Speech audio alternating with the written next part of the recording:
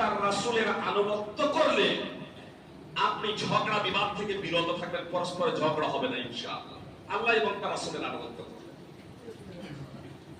আল্লাহ বলেন ওয়ালা ইয়াসালুনা মুখতালিফিনা ইল্লা মা রাহিমা রাব্বুক, সূরা হুদের 118 এবং 119 নম্বর আয়াতের অংশ বিশেষ। মানুষ অব্যাহত ধারায় মতভেদ করতে থাকবে, তবে স্বতন্ত্র তারা যাদের উপরে আল্লাহ দয়া করবেন, যাদের উপরে আল্লাহ রহমত বর্ষণ করবেন, অর্থাৎ মতভেদ থেকে নিরাপদে থাকবে তারা যাদের উপরে আল্লাহর রহমত বর্ষণ হবে। এবার কার উপরে আল্লাহর রহমত বর্ষণ হবে? আল্লাহ বলছেন ওয়াতিউল্লাহ ওয়া রাসূল লাআল্লাকুম তুরহামুন, আল্লাহ এবং রাসূলের আনুগত্য করো, তোমাদের প্রতি দয়া করা হবে, তোমাদের প্রতি রহমত বর্ষণ করা হবে। সূরা আলে ইমরান 3 নম্বর সূরা 132 নম্বর আয়াত। তো আল্লাহ এবং তার রাসূলের আনুগত্য করলে রহমত বর্ষণ হবে, পরস্পরে ঝগড়া বিবাদ থেকে তা বেঁচে যাবে।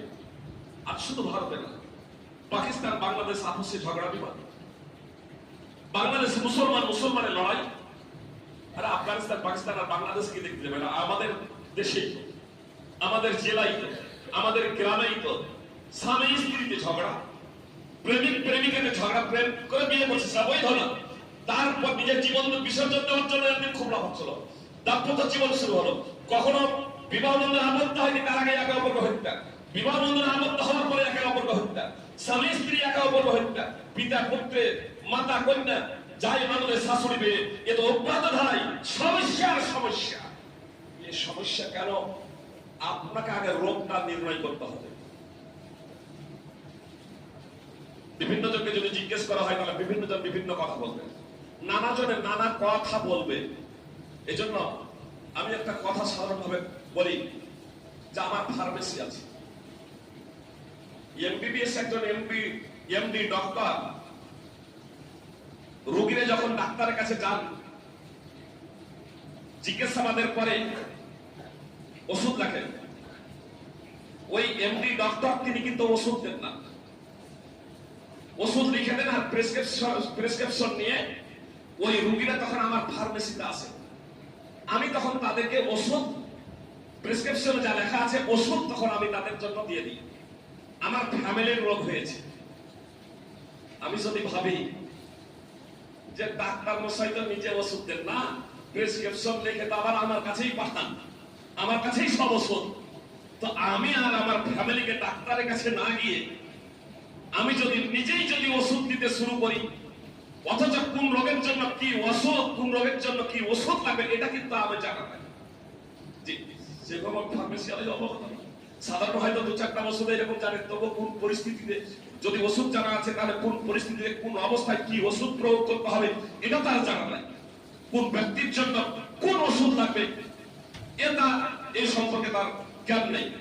এখন যদি নিজে ওষুধ নির্বাচন করতে শুরু করে তাহলে হিতে বিপরীত হতে পারে, রোগী সুস্থ লাভ করার পরিবর্তে সে মারা যেতে পারে। আমার কাছেই যদি ওষুধ আছে তাহলে আমার দায়িত্ব এবং কর্তব্য কি হবে? ডাক্তারের কাছে রোগী নিয়ে যাওয়া, তিনি প্রেসক্রিপশন লিখে দেবেন, তারপর তখন আমি ওষুধ সেবন করবো।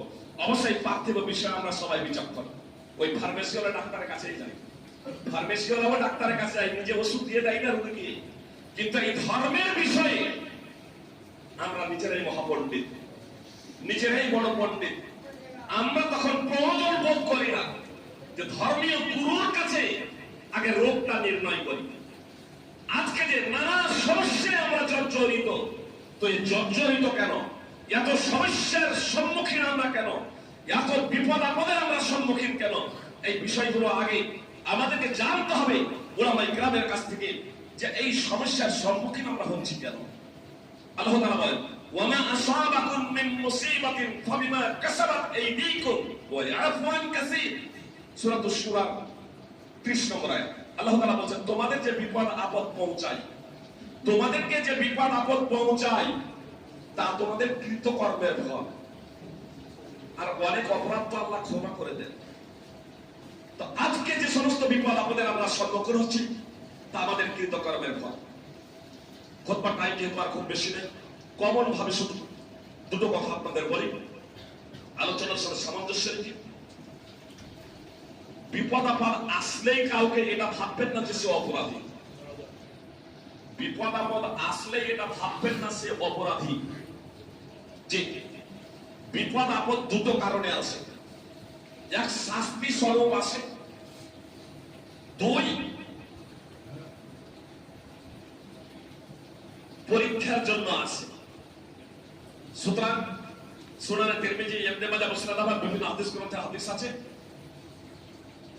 নবী সাল্লাল্লাহু আলাইহি সাল্লাম বলেছেন, যখন আল্লাহ তার কোন বান্দার কল্যাণ চান, আল্লাহ যখন তার কোন বান্দার কল্যাণ চান, তখন দ্রুত তাকে পার্থিব জগতে বিপদে ফেলেন। আর যখন কোন বান্দার অকল্যাণ চান, তখন তার থেকে বিপদকে রুখে এলেন, তার থেকে বিপদকে রুখে এলেন। যখন কোন বান্দার অকল্যাণ চান, তখন তার থেকে বিপদকে রুখে এলেন, যাতে কিয়ামতের দিবসে তাকে পূর্ণ মাত্রায় তার প্রতিদান দেওয়া হয়। কথা দুনিয়ায় আছেন। সুতরাং মুহাম্মদ সাল্লাল্লাহু আলাইহি ওয়াসাল্লাম বলছিলেন, মাইয়ুরিদিল্লাহু বিহি খায়রান ইউসিব বিহি, আল্লাহ যার কল্যাণ চান তাকে বিপদে ফেলেন। সহিহ বুখারীর হাদিস, হাদিস নম্বর 5645। আল্লাহ যার কল্যাণ চান তাকে বিপদে ফেলেন। বিপদের সম্মুখীন হওয়ার পরে যখন সে সন্তুষ্টি প্রকাশ করে, হাহুতাশ করে না, ধৈর্য ধারণ করে, সন্তুষ্টি প্রকাশ করে, তো তার জন্য রয়েছে আল্লাহ তাআলার সন্তুষ্টি। আর সে যদি হাহুতাশ শুরু করে দেয়, অসন্তুষ্ট হয়ে যায়, তাহলে তার জন্য রয়েছে আল্লাহ তাআলার অসন্তুষ্টি। তা আমরা বিপদে যে পড়ছি, সমস্যার সম্মুখীন হচ্ছি, এটা আল্লাহ আমাদের ভালোবাসেন তাই, নাকি শাস্তি স্বরূপ? জেনে রাখবেন, আমরা যদি কোরআন এবং সুন্নাহ অনুযায়ী জীবনযাপন করি, পূর্ণ মাত্রায় আমরা যদি আল্লাহ এবং তার রাসূল সাল্লাল্লাহু আলাইহি ওয়াসাল্লামের আনুগত্য করি, আর তারপরে যদি আমাদের উপরে বিপদ নেমে আসে, তাহলে আমাদের জানতে হবে আল্লাহ আমাদের ভালোবাসেন, আমাদের মর্যাদা বৃদ্ধির জন্য, কিংবা আমাদের যে সমস্ত অপরাধ আছে, পাপ আছে, গুনাহ আছে, সেগুলো মোচনের জন্য আল্লাহ তাআলা আমাদের বিপদে ফেলছেন। কিন্তু আমরা যখন আল্লাহ এবং তার রাসূলের আনুগত্য যথাযথভাবে করি না, তাহলে জানতে হবে যে আল্লাহ তাআলার পক্ষ থেকে এটা আমাদের শাস্তি। সুতরাং আল্লাহ তাআলা বলেন, সেই ফিতনা থেকে তোমরা বাঁচো, যা শুধু তোমাদের মধ্যে যারা জালেম তাদেরকেই বিশেষ করে স্পর্শ করবে না। জেনে রাখো আল্লাহ তাআলার শাস্তি কঠিন। এই ফিতনা বলতে কি সূরা আনফালের 25 নম্বর আয়াত, এর নির্যাস মুফাসসিরিনরা উল্লেখ করেছেন, সৎ কাজের আদেশ এবং অসৎ কাজে বাধা প্রদানের দায়িত্ব এবং কর্তব্য ছেড়ে দেওয়া। তখন আল্লাহ তাআলা সার্বিকভাবে তার শাস্তি এবং আযাব প্রেরণ করেন। সুতরাং সুনানে তিরমিজি এবং মুসনাদ আহমদ হাদিস আছে, রাসূল সাল্লাল্লাহু আলাইহি ওয়াসাল্লাম বলেছেন, অবশ্যই তোমরা সৎ কাজের আদেশ করবে, অবশ্যই তোমরা সৎ কাজের আদেশ করবে এবং অসৎ কাজে বাধা প্রদান করবে। অন্যথায় আল্লাহ নিজের পক্ষ থেকে আযাব প্রেরণ করবেন, শাস্তি প্রেরণ করবেন। সুম্মা তাদউনাহু, অতঃপর তোমরা দোয়া করবে আল্লাহর কাছে, ফালা ইস্তাজাবু লাকুম, আর তোমাদের দোয়া কবুল করা হবে। সুনানে তিরমিজি হাদিস নম্বর 2170। তো আল্লাহ রাসূল সাল্লাল্লাহু আলাইহি ওয়াসাল্লাম স্পষ্টভাবে বললেন, সৎ কাজের আদেশ এবং অসৎ কাজে বাধা প্রদান করবে। যদি এটা করো তাহলে কি হবে? আল্লাহ এবং তার রাসূলের যদি আনুগত্য করো কি হবে? তাহলে রহমত বর্ষিত হবে, শাস্তি থেকে বেঁচে যাবে, আযাব থেকে বেঁচে যাবে, নানা সমস্যা থেকে তোমরা মুক্ত থাকবে, নিরাপদে থাকবে। আর যদি এমনটি না করো, তো মুহাম্মদ সাল্লাল্লাহু আলাইহি ওয়াসাল্লাম বলেন, আল্লাহ তাআলার পক্ষ থেকে অতি সত্বর আল্লাহ আযাব প্রেরণ করবেন, শাস্তি প্রেরণ করবেন। আজকে আমরা একটু মূল্যায়ন করে নিজেদের জীবনকে নিয়ে বলবেন, কোন আলেম তো বলেন যে সৎ কাজের আদেশ, অসৎ কাজে বাধা প্রদানের দায়িত্ব কর্তব্য আলেমদের, এটা জনসাধারণের না। অবশ্যই এতে সন্দেহের কোনো অবকাশ নেই যে সূক্ষ্ম বিষয় সম্পর্কে, অভিনব সমস্যা সম্পর্কে সমাধান দিবেন কোরআন এবং সুন্নাহর আলোকে। কোরআন এবং সুন্নাহ সম্পর্কে যারা পারদর্শী, আলেমদের দায়িত্ব এবং কর্তব্য, তারা জনগণের সংস্কার এবং সংশোধন করবেন, কিন্তু কতগুলো বিষয় আছে যেগুলো একেবারে সর্বজন বিদিত। জি, তাওহীদ, একত্ব, শিরক, নামাজ, রোজা, সুদ, ঘুষ, নেশাদার দ্রব্য, এগুলো আমরা সার্বিকভাবে সবাই অবগত। জি, তো এগুলো আমাদের সকলেরই দায়িত্ব এবং কর্তব্য। আপনার স্ত্রী নামাজ পড়ে না, আপনার সাবালক ছেলে সাবালিকা মেয়ে নামাজ পড়ে না, কিংবা নামাজ পড়ে ফজরের সময় তারা বিছানায় ঘুমিয়ে আছে, যাচ্ছে না, তো মসজিদের ইমাম যাবে আপনার স্ত্রীকে জাগাতে, মসজিদের ইমাম সাহেব যাবেন আপনার সাবালিকা মেয়েকে জাগাতে। এটা আপনার দায়িত্ব কর্তব্য যে আপনার স্ত্রীকে আপনি জাগাবেন, আপনার ছেলেকে আপনি জাগাবেন, আপনার মেয়েকে আপনি জাগাবেন। এটা আপনার দায়িত্ব এবং কর্তব্য, এটা আপনার দায়িত্ব এবং কর্তব্য। সুতরাং রাসূল সাল্লাল্লাহু আলাইহি ওয়াসাল্লাম বলেছেন, মাররা মিনকুম মুনকারান ফালিউগাইয়িরহু বিয়াদিহি,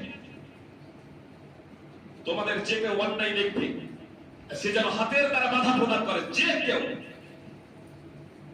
এ কথা বললেন না শুধু আলেম না, যে কেউ। এমনকি আল্লাহ তাআলা বলছেন, কুল হাযিহি সাবিলি আদউ ইলাল্লাহি আলা বাসিরাতিন আনা ওয়া মান ইত্তাবাআনি। মুহাম্মদ সাল্লাল্লাহু আলাইহি ওয়াসাল্লাম আপনি বলে দিন, এটা হচ্ছে আমার পথ, তাওহীদ একত্বের পথ হলো আমার পথ। আদউ ইলাল্লাহি আলা বাসিরাতিন আনা ওয়া মান ইত্তাবাআনি, আমি আল্লাহর দিকে জেনে বুঝে আহ্বান করি, দাওয়াত দিই, আল্লাহর দিকে জেনে বুঝে আমি দাওয়াত দিই। ওয়া মান ইত্তাবাআনি, এবং যারা আমার অনুসারী, হোক সে পুরুষ এবং মহিলা। অতএব আমাদের সকলের দায়িত্ব কর্তব্য হলো, আজকে আমরা রাসূল সাল্লাল্লাহু আলাইহি এবং তার রাসূল সাল্লাল্লাহু আলাইহি সাল্লামের বাণী সমূহকে ছেড়ে দিয়েছি, সুস্তি এবং অবহেলা করেছি, যার পরিণতি আজকে আমরা হাতে নাতে দেখতে পাচ্ছি। নানা সমস্যা আমরা জড়িত। ফল কথা, আমরা সকল সমস্যা থেকে যদি মুক্তি পেতে চাই, যত প্রকারের সমস্যা আছে সব সমস্যা থেকে যদি মুক্তি পেতে চাই, তাহলে আমাদের পবিত্র কোরআন এবং সুন্নাহর দিকে ফিরে যেতে হবে। এমনকি আপনাকে রাষ্ট্র ক্ষমতা দেওয়ার জন্য আল্লাহ ঘোষণা করেছেন, অঙ্গীকার করেছেন। সূরা নূর 24 নম্বর সূরা 55 নম্বর আয়াত তাফসীর সহ দ্রষ্টব্য। আমাকে আপনাকে সেই যোগ্যতা অর্জন করতে হবে, আমাদেরকে মুসলমানদেরকে সেই যোগ্যতা অর্জন করতে হবে। আল্লাহ তাআলা আমাদের প্রত্যেককে পবিত্র কোরআন ও সুন্নাহ অনুযায়ী জীবন যাপন করার তৌফিক দান করুন। আমিন। আলহামদুলিল্লাহ, والصلاه والسلام على رسول الله. اما بعد، اعوذ بالله من الشيطان الرجيم. ان الله وملائكته يصلون على النبي يا الذين امنوا صلوا عليه وسلموا تسليما. اللهم صل على محمد وعلى ال محمد كما صليت على ابراهيم وعلى ال ابراهيم انك حميد مجيد. اللهم بارك على محمد وعلى ال محمد